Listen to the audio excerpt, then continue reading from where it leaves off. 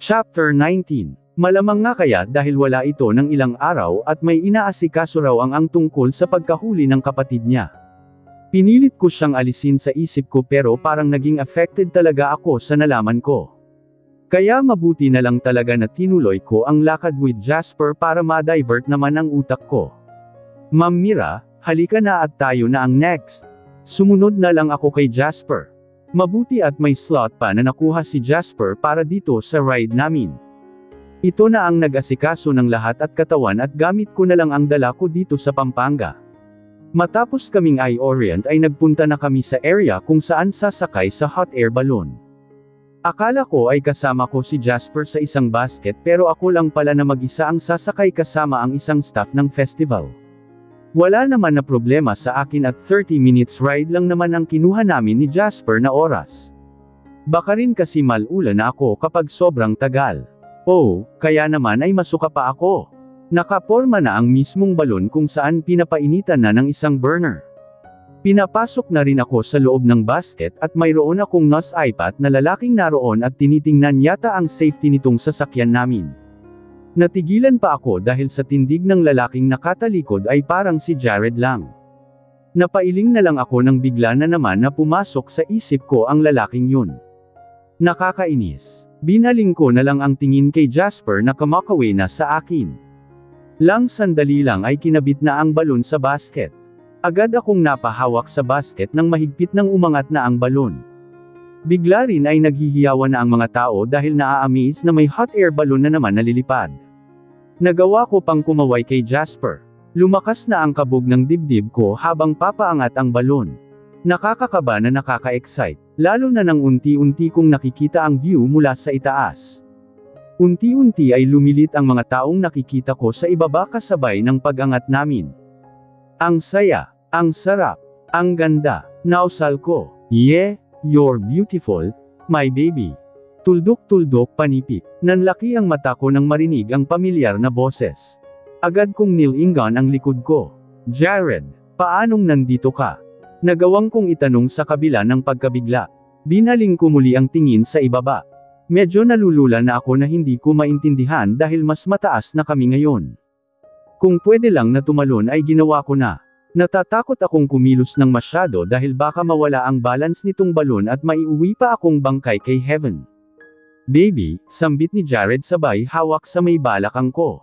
Hindi ko napigilan ang sarili ko. Hinawakan ko ang magkabila niyang kamay at marahas na inalis sa pagkakahawak sa akin at hinarap siya.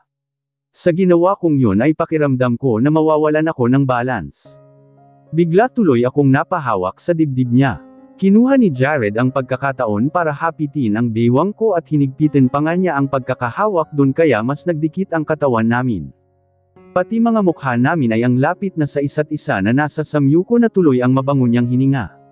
Lumalagabog ang dibdib ko dahil sa kaba.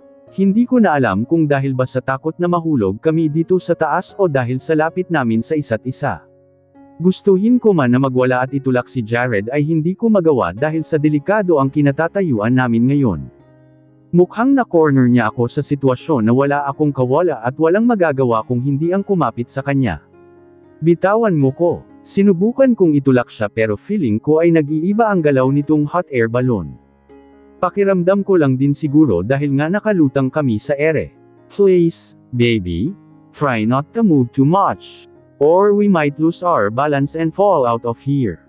Masuyong sabi ni Jared. Then, ibaba mo na ako dito. Ayokong mapalapit sa masamang tao na kagaya mo. Mariin kong sabi. Tinutulak ko ng marahan ang katawan niya para lumayo sa akin kahit papaano. Pero ayaw niyang magpatinag. Nararamdaman lang ng kamay ko kung gaano katigas ang dibdib niya. Just let me explain, baby. Yun lang ang hinihingi ko. Hindi ko na alam kung paano ka lalapitin nang hindi ka makakalayo sa akin and I'm sorry kung ito ang naisip kong paraan. Ibig sabihin kinunsaba mo pa si Jasper. Ang kapal mo din, no? Bigla akong na-disappoint kay Jasper. Akala ko pa naman ay loyal ito sa amin. Yeah, tinakat ko siya. Tinutukan ko ng baril dahil kahit magkanong offer ko ay ayaw niyang tanggapin. Kaya naman pala, kahit sino naman ay matatakot kung buhay na ang kapalit. Pinatunayan mo lang sa akin kung gaano ka kasama, Jared. I don't have a choice, baby. Gusto kitang kausapin na hindi mo ako tatakbuhan. Gusto kitang masolo. Hindi ako nagsalita. Nanatili akong nakatingin lang sa mukha niya. Wala naman na akong magagawa kahit magwala ako. Ikakapahamak ko pa. May kapatid akong naghihintay sa akin kaya ayoko pang mamatay. Kahit anong lumabas sa bibig mo ay hindi ko paniniwalaan dahil masama kang tao, Jared. Hindi ko nga alam na baka drug lord ka rin kagaya ng kapatid mo. Nakita kong natigilan muna si Jared. Kalat na sa news ang tungkol dun and he knows what I mean. I'm not one of them. I swear, baby, hindi ako kagaya ng kapatid ko. Naningkit ang mata ko. So talagang aminado siya na drug lord ang kapatid niya. I don't believe you. Ang hirap mo nang paniwalaan simula nang niloko mo ako, Jared. Kaya ibaba mo na ako dito dahil masasayang lang ang laway mo kahit anong explanation ang sabihin mo. No, I won't do that, baby. Hindi kita ibababa hanggang hindi ako nakakapagpaliwanag. Bigla ay tinanggal ni Jared ang isang kamay sa bewang ko at hinaplos ang pisngi ko. Hindi ko na magawang tanggalin pa ang kamay niya sa pinggi ko.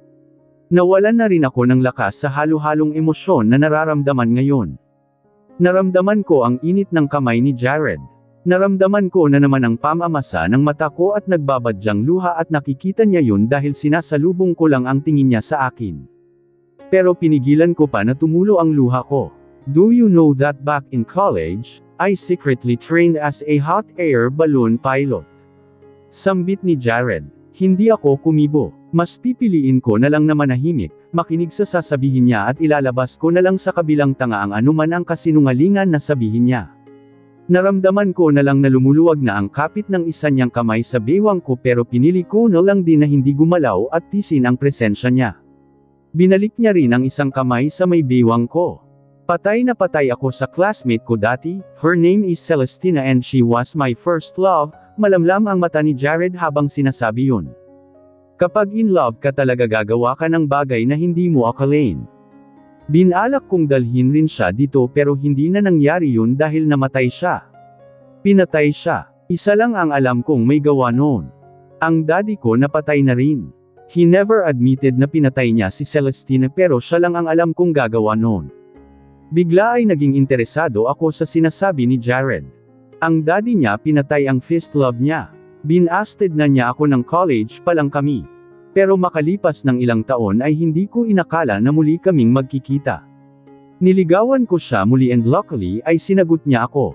Nang mga panahon na yun ay patago lang ang relasyon namin, baby. Alam ko na ang illegal na negosyo nila daddy at kuya.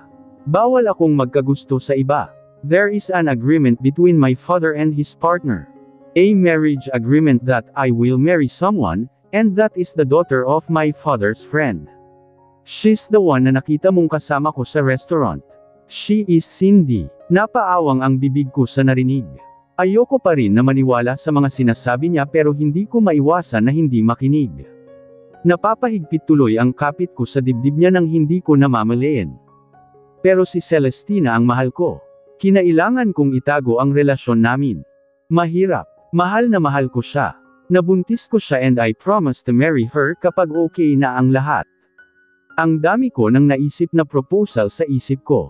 At dito ko nga pinangarap mag-propose sa kanya. In a hot air balloon. Pero hindi nangyari yun. Pinatay siya. Nakita ko na mas lumalamlam pa ang mata ni Jared. May namumuong luha sa gilid ng mata niya. Parang nadadala ako sa kwento ni Jared na hindi ko maintindihan. Nagpatuloy sa kwento si Jared hanggang sa ang daming revelation ang nalaman ko. Sinabi nito pati ang tungkol ang sa kabataan niya, kung paano niya nalaman ang illegal na business nila. Pati na rin ang tungkol doon sa Celestina at Cindy. Pati ang tungkol sa nangyari sa anak nila ni Celestina kung paano niya tinago ang bata dahil nasa panganib ang buhay nito. Nakaramdam ako ng awa kay Jared. Sa kwento pa lang ng buhay niya ay naiiyak na ako. Hindi ko akalain na hindi niya makasama ang anak niya dahil piniprotektahan niya laban sa pamilya niya. Do you remember the picture of the child in Ray's house? Tinanong mo pa sa akin kung anak ko yun. I lied. Siya ang anak namin ni Celestina, baby, and you know her. Siya ang batang niligtas mo 10 taon na ang nakakaraan. You saved my daughter's life. Me. Nausal ko. Napahigpit ang kapit ko muli sa dibdib niya. Yes, she was kidnapped when she was 3 years old at kasama ka sa natangay ng kidnapper. Nanlaki ang mata ko sa narinig.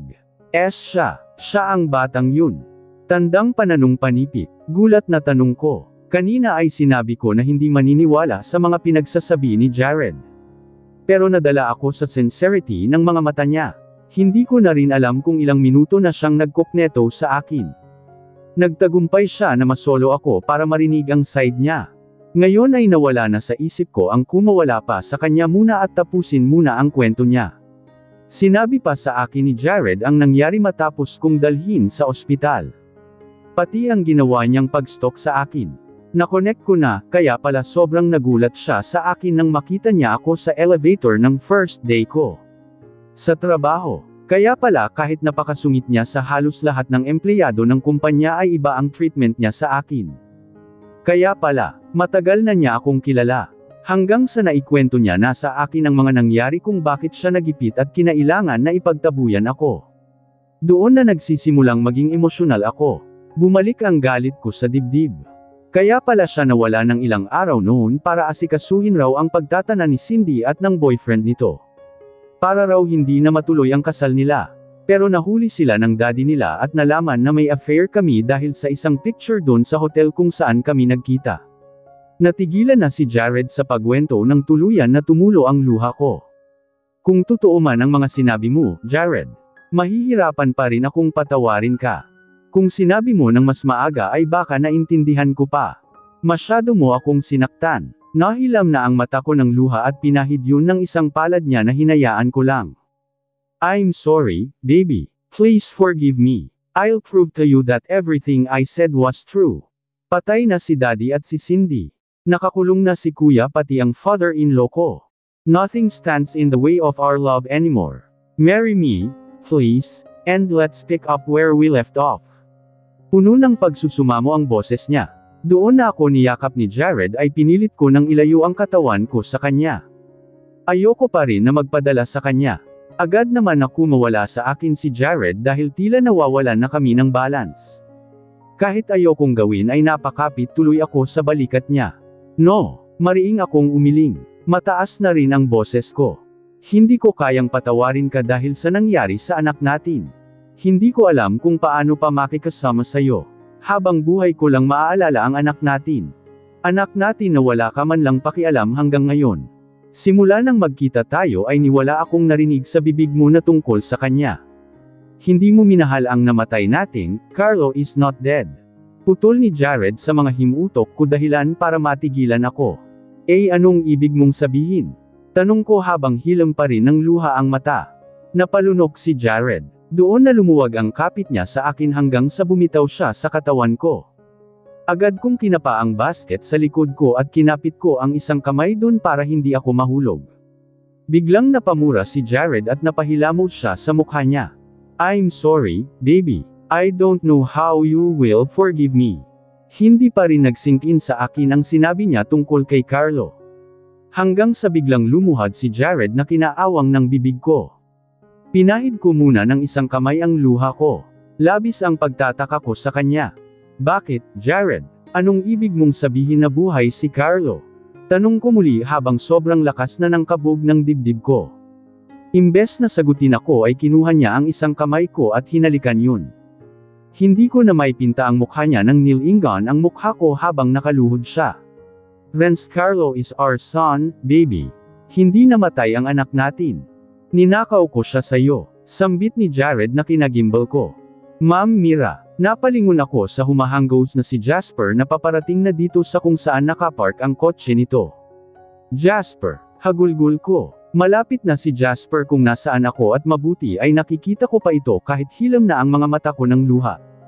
Nakita ko pa ang pag-aalala sa mukha ni Jasper nang nakita ako. Paano itong hindi mag-aalala? Nakasalampak ako dito sa semento sa tabi ng kotse nito. Patuloy lang ang pag-iyak ko. Magtung-mugto na ang mata ko at pati ang sipon ko ay hindi ko na nagawang panasan pa.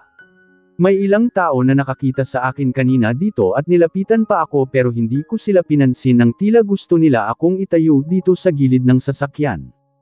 Sinabi ko na lang na pabayaan ako at mabuti na lang ay iniwan din ako. Ang iba naman ay nakita kong pinagtitinginan ako. Pero wala akong pakialam sa itsura ko kahit mukha pa akong miserable ngayon. Ma'am Mira, tayo na dyan. I'm so sorry, di ko sinasadya. Sambit ni Jasper na tuluyan nang nakalapit sa akin at lumuhad para itayo ako. Napatingin ako sa mata nito at kita ko ang pagsisisi sa mukha nito. Alam ko na dahil yun sa pakikipagsabuatan nito kay Jared para madala ako dito sa Pampanga at mapasakay sa hot air balloon na yun. Pero hindi naman ako galit kay Jasper dahil alam kong tinakot lang ito ni Jared kaya nito nagawa yun. Jasper, dalhin mo ko sa anak ko, please. Pakiusap ko. Niyakap ko si Jasper at pati tuloy ito ay napasalampak na dito sa semento at hindi na rin ako maitayo. Pero, ma'am, baka anong gawin sa akin ni Sir Jared kapag sinamahan kita doon? Pinagbantaan niya ako ng masama kapag hindi sumunod sa kanya. Problemadong sagot ni Jasper. Jasper, kailangan kong makita ang anak ko. Galit na sabi ko. Kung dala ko lang ang kotse ko ay hindi ako aasa kay Jasper na ihatid ako doon sa mansion ni Jared ngayon. Pero hindi ko rin naman kung kakayanin kong mag-drive ng malayo sa estado ng katawan ko ngayon. Hanggang ngayon ay nararamdaman ko pa ang panginginig ng kalamnan ko dahil sa nalaman. Pagkasabi ni Jared kanina nang naroon pa kami sa ere ay nanginig na ang buong katawan ko sa tindi ng galit. Hindi ako makapaniwala na ginawa ni Jared sa akin yun. Ang nakawin ang anak namin. Mas lalong nawala ng pag-asa na patawarin ko siya. Kung alam niya lang ang dinanas kong hirap simula nang nalaman kong patay ang anak ko. Natatandaan ko pa nang gumising ako noon at kulang na lang ay pinangarap ko na ako na lang ang namatay imbes na ang anak ko. Ang tagal ko rin na nakarecover at natanggap na patay na si Carlo at simula noon ay parang kulang na ang kalahating buhay ko. Yun pala ay ninakaw lang sa akin ni Jared. Kahit gaano man kabigat ang reason ni Jared ay ang hirap tanggapin ng ginawa niya sa akin. May iba pa sigurong paraan bukod sa mga naisip niyang gawin kung gusto niyang iligtas ang buhay namin. Pero mas pinili niya ang paraan na dinurog niya ako ng husto. Nagwala pa ako doon sa may hot air balloon nang nag-sink in sa akin ang sinabi ni Jared tungkol kay Carlo. Pinaghahampas ko sa dibdib si Jared. Sobrang galit ko. Napasalampak na lang din ako doon sa loob ng hot air balloon. Muntik pa kaming mahulog doon dahil sa ginawa ko. Mabuti na lang at train si Jared sa pagpapatakbo ng hot air balloon. Mabilis at maingat niya kaming nilapag sa lupa at nang makababa kami at nagpumiglas na ako sa kanya na todo ang yakap sa akin para lang patawarin ko siya. Hindi ko alam kung ilang hampas pa sa dibdib at sampal ang tinamo ni Jared sa akin bago pa siya tuluyan na pakawalan ako. Sumuko rin siya na kahit anong kagustuhan niya na makausap ako ay hindi ako nagpatinag at nagmamadaling iniwan siya kung saan kami nakababa ng hot air balloon. Tinawagan ko nga si Jasper at sinabing puntahan ako dito sa kotse niya. Ayoko nang maabutin pa ni Jared dito. Ma'am Mira, halika na at dadalhin kita kung saan mo gustong pumunta. Ang sambit ni Jasper na awang-awa sa akin. Naguguluhan din siguro ito sa sinabi kong dalhin ako sa anak ko dahil ang alam nito ay patay ang anak ko. Nagpatianod na lang ako kay Jasper nang tuluyan anito akong tinayo.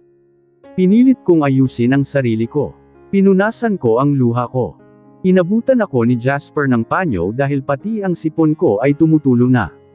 Binuksan na nito ang kotse sa tabi ng driver's seat at iginiya ako na pumasok doon. Baby, bigla akong natigilan nang marinig ang boses ni Jared. At sumunod pa talaga ang hayop na to. Pinakita ko kung gaano kagalit ang mukha ko. Kung nakamamatay lang ang tingin ay kanina pa siya pinaglalamayan. Bakit ka pa sumunod? Mag-usap muna tayo, please.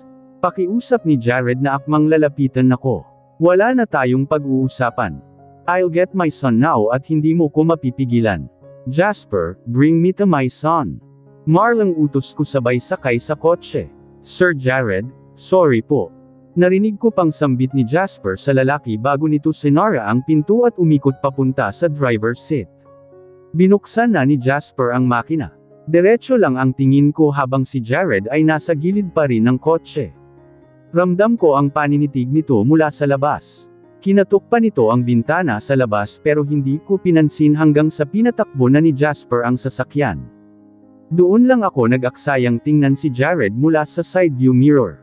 Nakita ko itong nakatanaw lang papalayo namin na sasakyan. Mukhang pinagsakluban ng langit at lupa ang itsura nito na parang gusto pa kaming habulin. Deserve. Kulang pa ang nararanasan niya sa dinanas ko. Sa aming dalawa ay ako ang nagdusa. Naging tahimik ako sa biyahe at hindi na rin naman nagtanong pa si Jasper ng kung ano-ano sa akin. Naka-receive rin ako ng text mula kay Heaven at kinakamusta ang lakad namin ni Jasper. Sinabi ko na lang na mamaya ako magkwento kapag nakauwi na kami ng bahay. Ayoko naman na mag-alala pa ang kapatid ko sa amin. Inabot ng mahigit 2 oras ang biyahe hanggang sa malapit na kaming makarating sa mansion ni Jared. Naipit pa kami sa traffic. Expected ko naman na nakasunod na si Jared sa amin. Possible nga na nauna na ito sa mansion nito. Mag-uusap at mag-uusap pa rin talaga kami. Pero at least na nawala na ang panginginig ng kalamnan ko dahil sa labis na galit. Dahil kanina ay hindi ko talaga siya kayang harapin. Tama lang naman dahil kailangan niyang ipaliwanag sa anak namin kung bakit ko ito isasama sa akin. Ang problema ko ay paano ko makukuha si Carlo sa poder ni Jared dahil syempre hindi naman ganun nakadaling ipaliwanag sa bata ang sitwasyon. Isa pa ay magugulo ang utak nito sa batang edad. Ang alam pa ni Carlo ay may kakambal siya pero hindi naman talaga nito kakambal si Cinderella. Napaka-complicated ng sitwasyon, basta ang alam ko lang ngayon ay gusto kong yakapin si Carlo.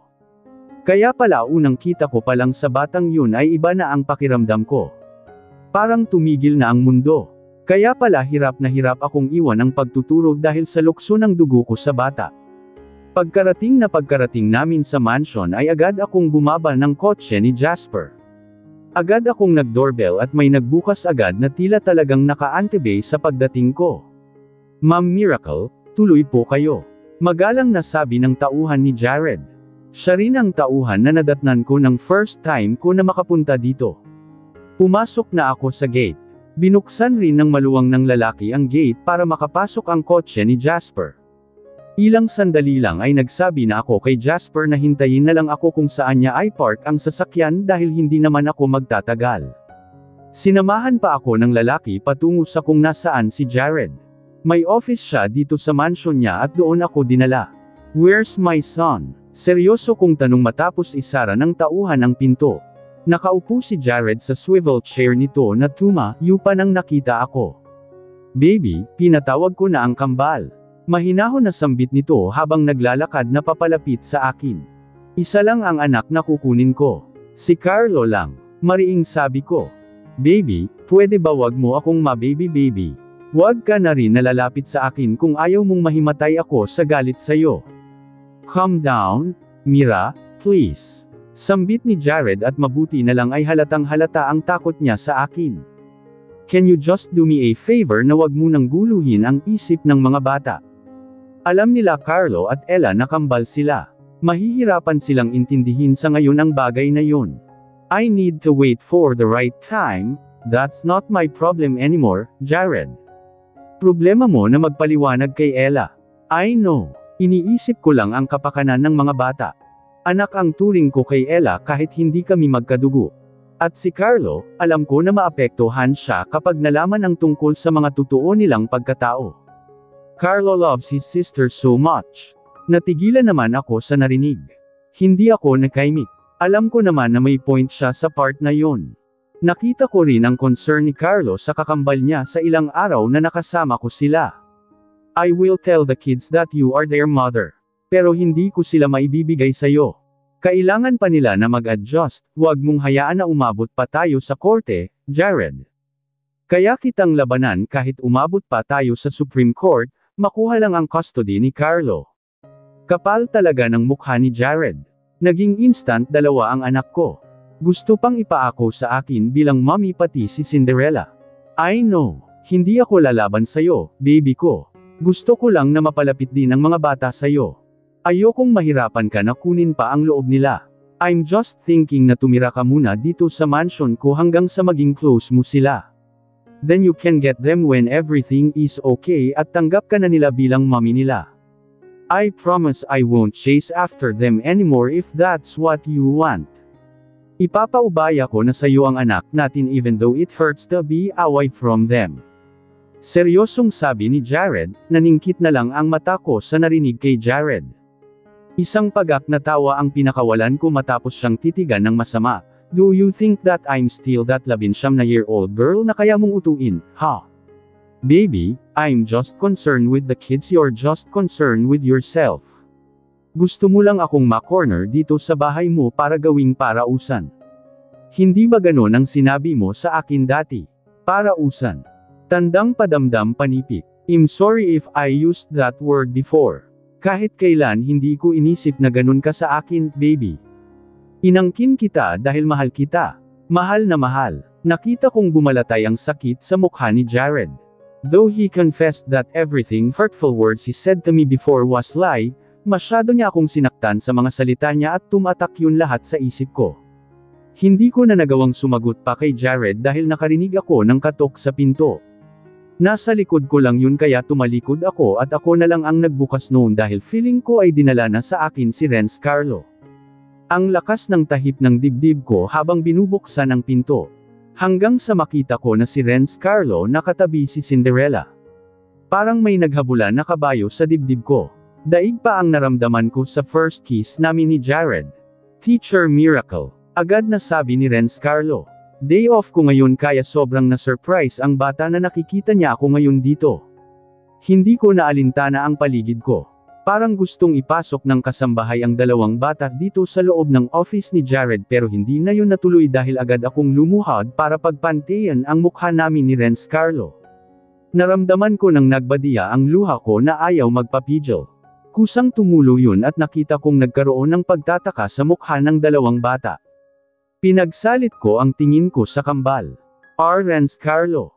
Usual ko na mas dumami pa ang luha na damaloy sa mata ko. Teacher, why are you crying? Bigla ay lumapit pa sa akin si Carlo. Mas lalo akong napahagulgol sa ginawa nito. Pinunasan niya ang luha sa pisngi ko. Bigla ay niyakap ko ang anak ko. Yumugyug na ang balikat ko at nagkaroon na ng malakas na tunog ang iyak ko. Kasing lakas ng batang nagtatantrums ang iyak ko. Teacher, okay lang po kayo. Narinig ko pa ng sambit ng kasambahay pero hindi ko ito pinansin. Manang, leave us, please. Nolinangan kong sambit ni Jared at ilang sandalay narinig ko na lang ang yabag papalayo. Anak ko, Diyos ko, salamat po at buhay ka. Sunod-sunod na sabi ko habang patuloy sa pagtangis. Namalayan ko na lang na kumikawala si Renz Carlo sa yakap ko. Sobrang nahigpitan yata siya. Teacher, bakit po tinawag niyo ako na anak? Puno ng pagtataka ang boses ni Renz Carlo. Teacher miracle, why are you crying? Biglang singit na tanong din ni Cinderella. Kids, come inside. Daddy will you something. Narinig kong sambit ni Jared. Tumayo na ako at pinahid ko ang luha. Hinayaan ko na makapasok ang dalawang bata at sinara ko ang pinto. Dinala ni Jared ang kambal sa isang sofa na naroon sa office at pinaupo ang dalawa. Napako lang ang tingin ko sa dalawang bata.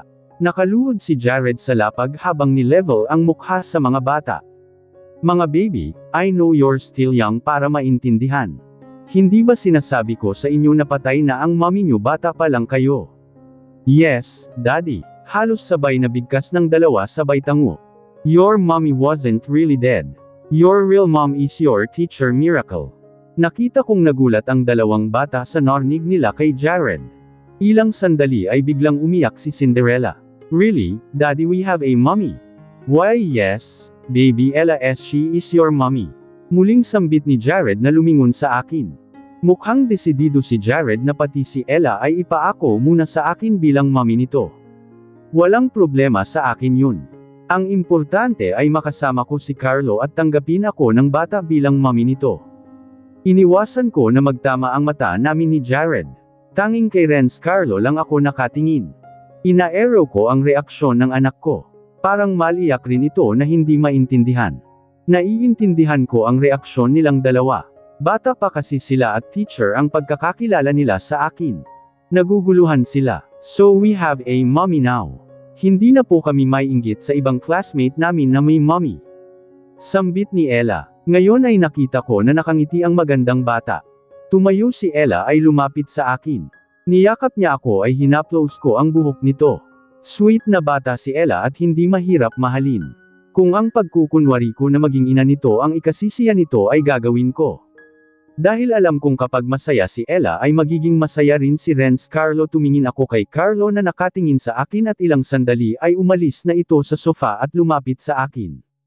Mommy, sambit ni Renz Carlo. My God, ang sarap sa tainga. Parang panaginip lang ang lahat ng ito. Punong-puno ang puso ko ng tuwa ngayon. Hindi kailangan ng DNA test para patunayan na anak ko si Renz Carlo. Ramdam na ramdam siya ng puso ko. Inalis ko sa pagkakayakap sa akin si Cinderella at yumuko ako para ay pantay sa dalawang bata ang mukha ko. Pinaglipat-lipat ko ang tingin sa kanilang dalawa. I'm so happy that you are my real mom. Sabi po kasi ni Daddy Love niya daw po kayo at liligawan. Gusto po kitang maging mommy. Sambit ni Renz Carlo. Bigla ko naman na naalala na isang beses na nagturo ako sa kanila at nabanggit nga nila ang tungkol sa magiging mommy nila ako. Kaya siguro na magaan na tanggapin sa loob nila. Pakiramdam ko ay namumula ako sa narinig mula kay Renz. Napatingin ako sandali kay Jared na seryosong nakatingin sa amin. Binigay na niya sa akin ang moment para kausapin ang mga bata kay kukunin ko na ang pagkakataon. Kids, I want you to come with me. Pwede ba na sa akin na kayo tumira? Pag sumamo ko, hindi ko naman makakaya kung dito titira. Ayokong makasama ang lalaking kinamumuhian ko. Pero hindi ko po kayang malayo kay Daddy. Sagot ni Renz Carlo. Ako din po. Ayoko lumayo kay Daddy. Singit naman ni Ella. Napalunok ako. Natural lang naman na mahirapan ako sa pag-siyenvin sa kanila. Kahit na isang linggo muna, mga baby. Gusto kayo makasama ni Mommy. Please. Mariing umiling ang dalawang bata. Kids, pwede naman kayong magbakasyon muna kay Mommy nyo.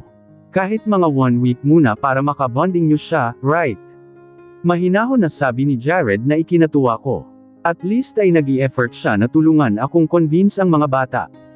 Na dapat naman. No Daddy, we want a complete family. Gusto namin kasama namin si Mommy dito sa house. Bigla naman na sabi ni Ella. Narinig ko naman ang buntong hininga ni Jared. Kids, go to your room first, mag-uusap muna kami ni Mommy. Binigyan ko ng masamang tingin si Jared dahil hindi ko nagugustuhan na parang ginawa pa niyang endearment ang pagtawag sa akin ng Mommy.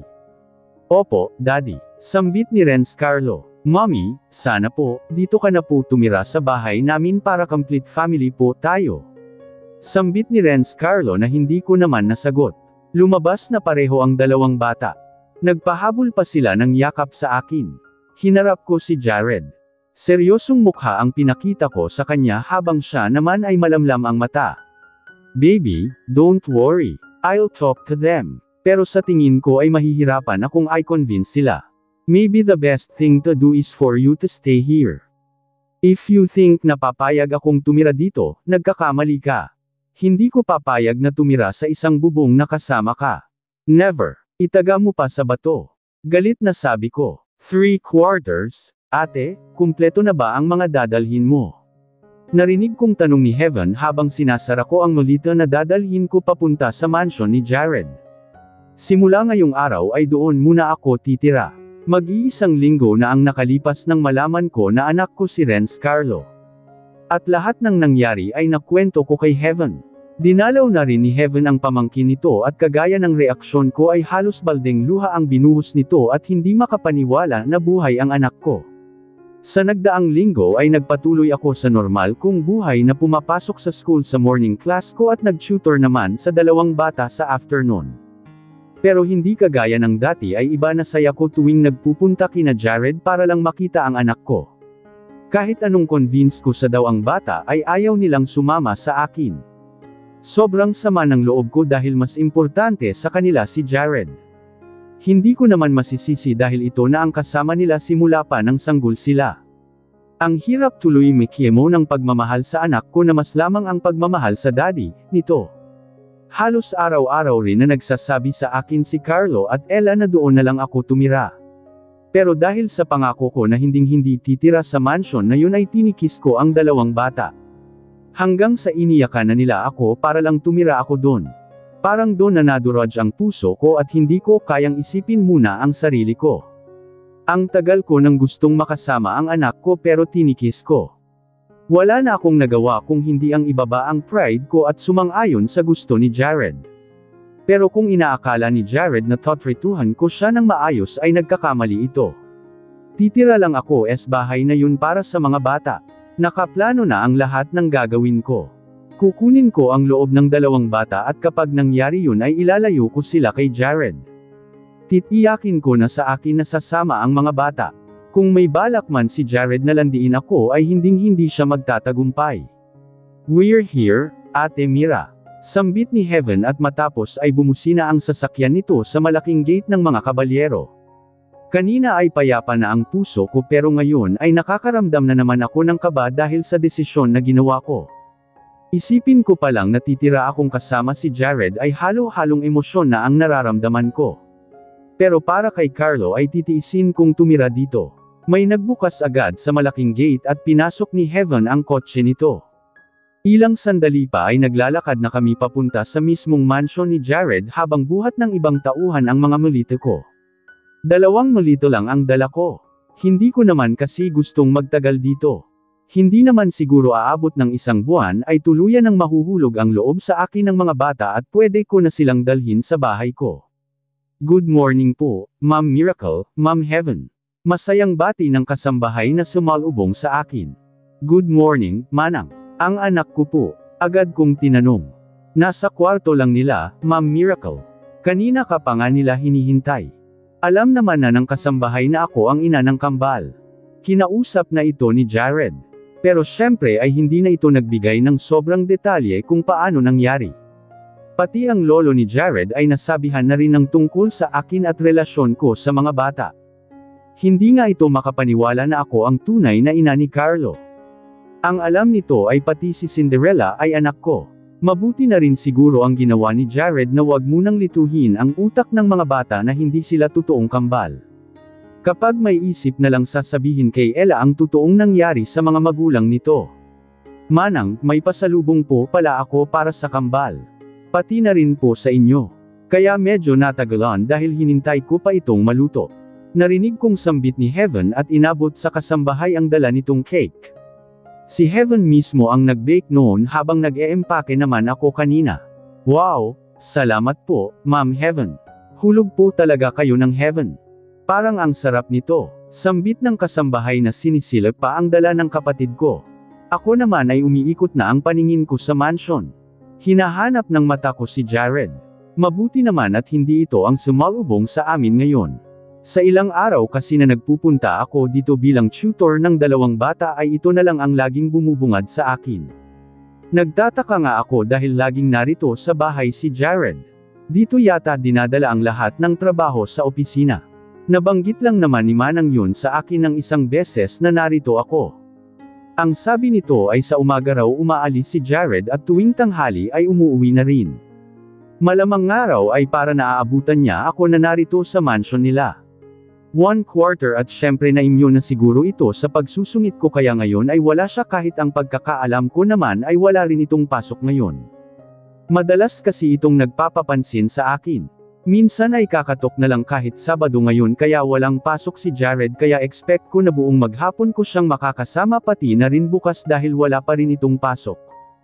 Kaya ngayon pa lang ay hindi ko na alam kung paanong iwas ang gagawin ko. Ma'am Miracle, Sir JK po ba ang hinahanap nyo? Sinamahan lang po sa check-up ang lolo niya. Pero baka pabalik na sila ngayon. Kanina pa kasi sila umalis. Hindi po. Baka lang biglang bumaba ang mga anak ko. Palusot ko. Sige po. Gusto nyo po ba na ihatid ko na kayo sa kwarto nyo? Tanong ng kasambahay. Sige, Manang. Nakangiting sabi ko. Bigla ko naman na narinig ang mga takbuhan ng bata na pababa sa hagdan. Hey! Watch out, kids! Bigla, tuloy akong napasigaw dahil nagmamadali ang 2 bata na papalapit sa amin nila Heaven. Mommy, Tita, sigaw ng 2 na walang pagsidla ng mga ngiti. Bigla tuloy akong napatakbo para salubungin sila sa may hagdan. Agad kong niyakap si Carlo ay Ella nang tuluyan silang makababaw at lumuhad pa ako para magpantay ang mga mukha namin. Finally Mommy, you're already here. We're going to be a complete family now. Sambit ni Ella. Natigilan naman ako sa sinabi nito. Sino ba ang hindi gusto ng kumpletong pamilya? Hindi ba na yun din ang pangarap ko? Pati na rin si Heaven. Pero ang sa amin ay hindi na matutupad dahil wala na ang nanay. Kahit nga si nanay ay hindi nakilala kung sino ang mga tatay namin ni Heaven. Kaso, hindi ganun kadali na maging kumpletong pamilya kami dahil sa sitwasyon namin ni Jared. Yes, baby, Ella. I'm here na. Isang halik ang binigay ko kay Ella. Binaling ko naman, ang tingin kay Carlo na nakangiti sa akin kaya labis akong kinikilig. Hello, baby Carlo. Na-miss mo ba ako? Yes, mommy. Pati si Tita Heaven po na-miss ko. Sambit pa ni Carlo.